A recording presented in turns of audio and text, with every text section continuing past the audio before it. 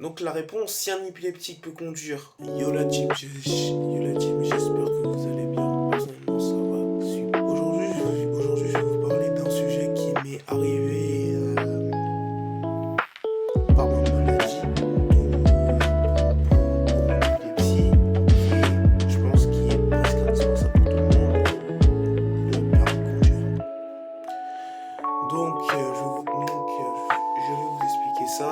Comment, pour vous, épileptique, vous pourrez faire pour en gros passer le permis. Mais évidemment, il y a beaucoup de conditions. Donc là, moi, je m'appelle Benjamin, je suis épileptique depuis 10 ans. Et puis là, j'ai pu avoir j'ai une autorisation il y a quelques mois pour pouvoir passer le permis. Donc, pour savoir ça, je vais vous expliquer toutes les démarches que j'ai dû faire et tout ce qu'en gros j'ai dû faire pour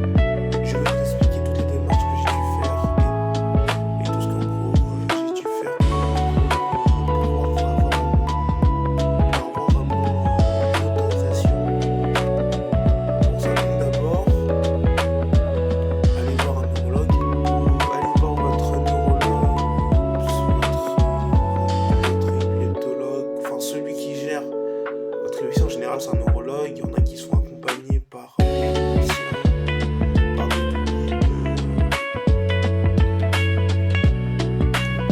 j'ai demandé à faire un test. J'ai demandé à faire j'ai du coup d'abord faire un an sans crise. Premièrement, un an sans crise.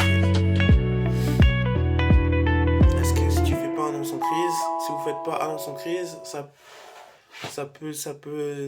veut dire qu'au final, vous ne faites, ça veut dire que votre épilepsie n'est pas stable. Donc, euh, donc voilà, un an sans crise. Je vais vous expliquer ça pour en gros passer le permis. Mais évidemment, il y a beaucoup de conditions. Donc là, moi, je m'appelle Benjamin, je suis épileptique depuis 10 ans. Puis là, j'ai eu mon autorisation il y a quelques mois pour pouvoir passer le permis. Donc voilà. Il faut pour savoir ça, je vais vous expliquer toutes les démarches que j'ai dû faire et tout ce qu'en gros j'ai dû faire pour en gros pouvoir avoir mon autorisation. Votre épilepsie en général, c'est un neurologue. Il y en a qui sont accompagnés par des pharmaciens, par des toubibs. Donc moi, j'ai demandé à faire un test. J'ai demandé à faire du coup, d'abord, pour faire un an sans crise. Premièrement, un an sans crise. Ça veut dire qu'au final, vous ne faites donc voilà, un an sans crise. La deuxième, allez voir votre neurologue, enfin celui que vous suivez, pour qu'il vous donne un repos, qu'en gros qu'il vous donne un rendez-vous pour faire un bilan neuropsy et un électroencéphalogramme. Donc un EEG pour les psychiques, mais pour ceux qui ne connaissent pas, un électroencéphalogramme qui est un test à d'électrodes euh, neurologique qui se place sur la tête avec du sel et du sable. Troisième point, faut que vous fassiez un bilan médical. Faut aller faire une visite médicale parce que le neuropsy, même si votre neurologue fait un test, fait une lettre pour vous dire que vous pouvez conduire, ce n'est pas envisageable. Mais maintenant, ce n'est plus valable. On ne peut plus, à présent, vous devez faire une visite médicale par, euh, par le département où vous êtes, où en gros, vous habitez. Moi, en l'occurrence, moi, ça a été Val d'Oise. Et alors, soyez plus malin que moi, je vous en prie, parce que moi, j'ai payé 50 balles pour parce que c'était à la sous-préfecture. Mais si vous faites dans un cabinet médical, parce que c'est possible de le faire dans un cabinet médical aussi, parce qu'il y a des médecins agréés par le département qui sont aussi dans des cabinets médicaux et vous payez moins cher. Donc vous payez 20 € moins cher.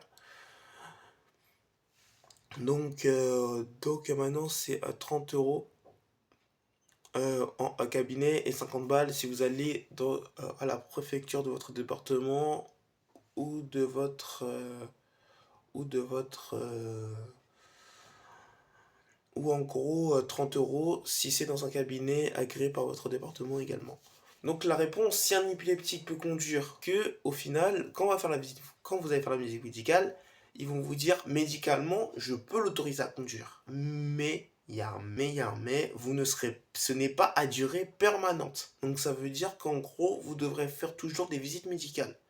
Donc par exemple, moi, j'ai un accord j'ai une autorisation jusqu'à 2029.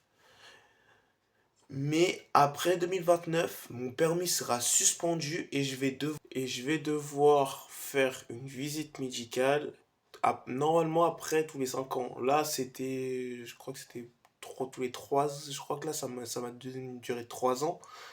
Et après, normalement, c'est tous les 5 ans, mais ça ne sera jamais de durée permanente.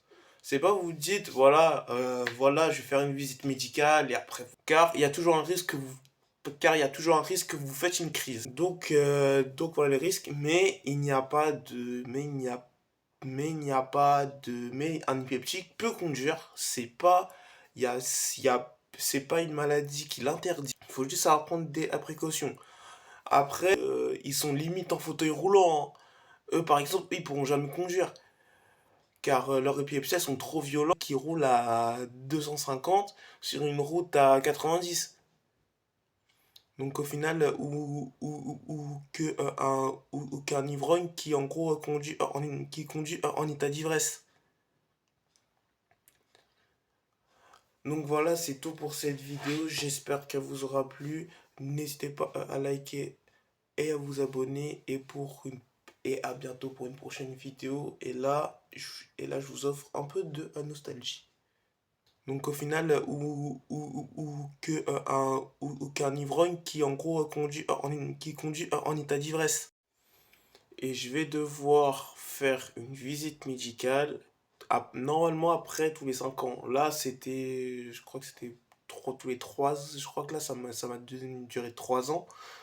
Et normalement, c'est tous les 5 ans, mais ça ne sera jamais de durée permanente.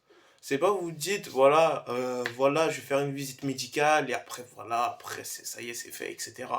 Non, car il y a toujours un risque que vous faites une crise. Donc voilà les risques, mais il n'y a pas de, mais il n'y a pas de, mais un épileptique peut conduire. C'est pas une maladie qui l'interdit. Il faut juste savoir prendre des précautions. Après, ça dépend aussi en gros du degré d'épilepsie que tu as. Par exemple, il y en a, ils ont une épilepsie, ils sont limite en fauteuil roulant, hein. Eux, par exemple, ils pourront jamais conduire. Car leurs épilepsies elles sont trop violentes, ils ont un degré d'épilepsie qui sont à un niveau extrême, qui est poussé à l'extrême. Donc voilà, mais sinon un épileptique peut conduire, mais après il faut savoir qu'il y a des précautions à avoir, c'est juste ça. Et parce que au final, un épileptique, c'est pas plus dangereux qu'un mec qui roule à 250 sur une route à 90. Donc au final, ou qu'un ivrogne qui en gros conduit en état d'ivresse. Donc voilà, c'est tout pour cette vidéo. J'espère qu'elle vous aura plu. N'hésitez pas à liker et à vous abonner et à bientôt pour une prochaine vidéo. Et là, je vous offre un peu de nostalgie.